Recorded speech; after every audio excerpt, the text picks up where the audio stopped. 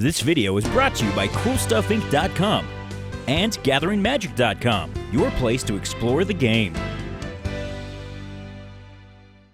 Hi, my name is Chris, and this is my Seton Krosan Protector deck.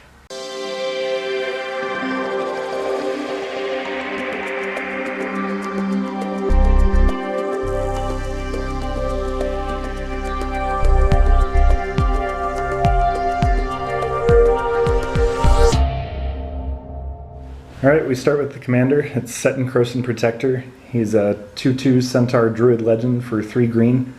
Tap an untapped Druid you control to add green to your mana pool.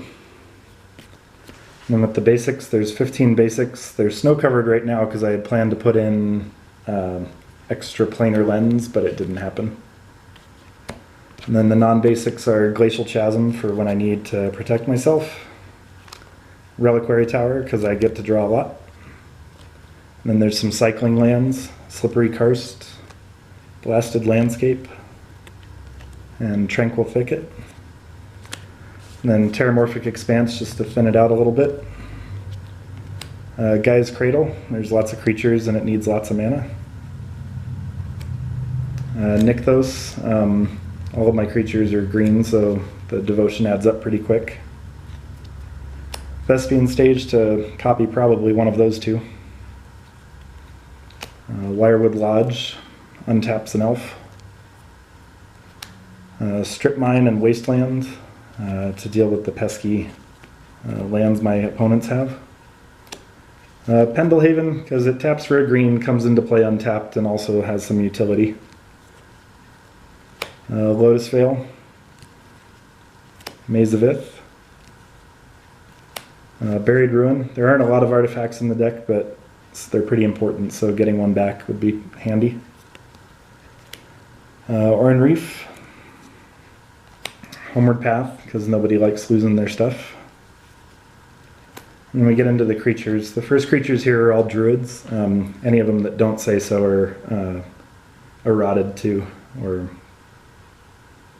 Birchlore Rangers, tap 2 untapped elves I control.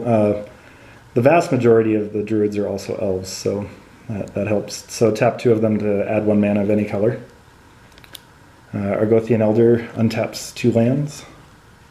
Llanowar Elves. Priest of Titanium. Ley Druid. Fyndhorn Elves. Wirewood Channeler is add X of any color, where X is the number of elves in play. Treefolk Harbinger. It's lets me grab a forest. I don't think there's any other treefolk, so usually just a forest. Greenweaver Druid. It's just a bigger Llanowar. Nantuko Cultivator. It's really just because it's a druid for the most part. You can discard, but it's mostly later in the game. Joraga Treespeaker allows me to level up to get everybody tapping for lots of mana. Elvish Mystic. Yavimaya Elder.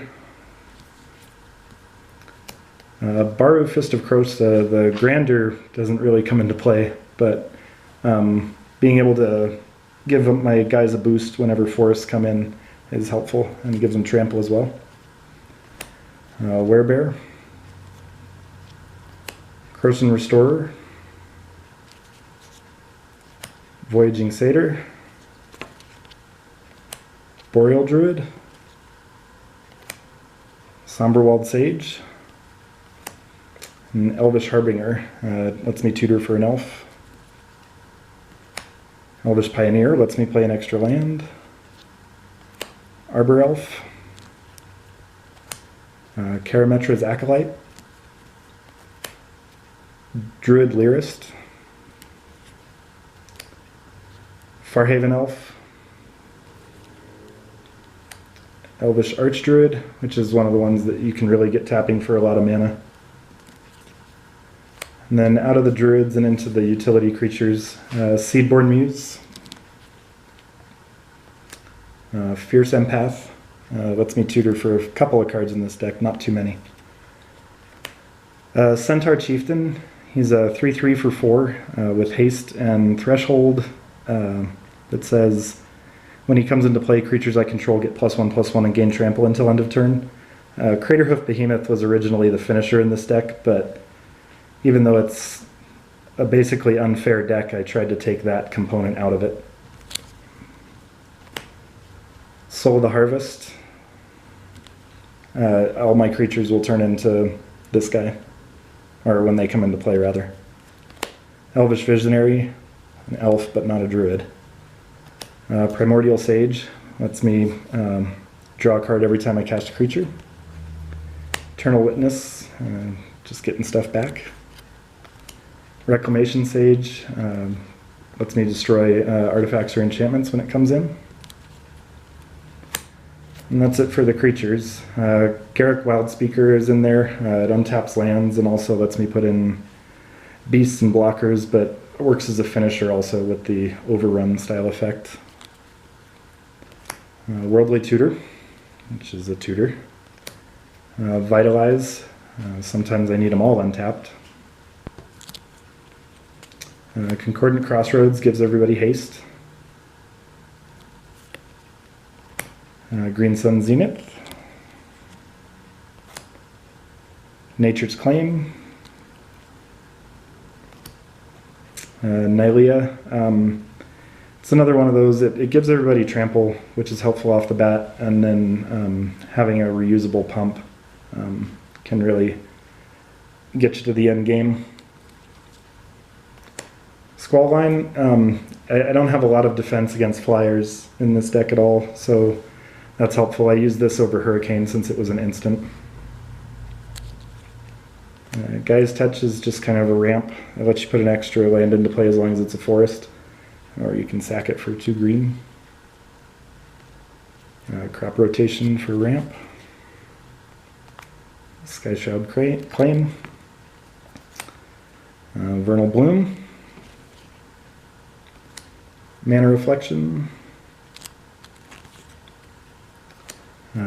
On the off chance that I don't have the lands that I need, Elfheim Sanctuary lets me search them up instead of drawing. Salvage is one of the recursion cards that I have in here, along with Regrowth.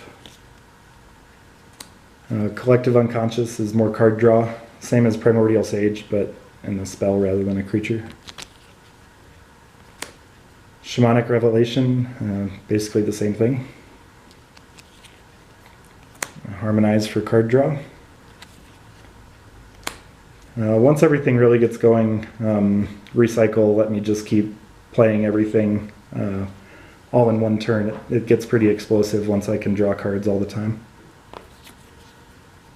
Beast Within for some targeted removal. Hall of Gemstones to be a jerk. It says, during each player's upkeep, that player chooses a color until end of turn. Each mana producing land produces mana of the chosen color instead of its normal. So anytime I'm playing somebody that has a multicolor deck, this is really going to affect them poorly and allow me the extra time. The Great Aurora, because it seems super fun and I should have the mana to pay for it.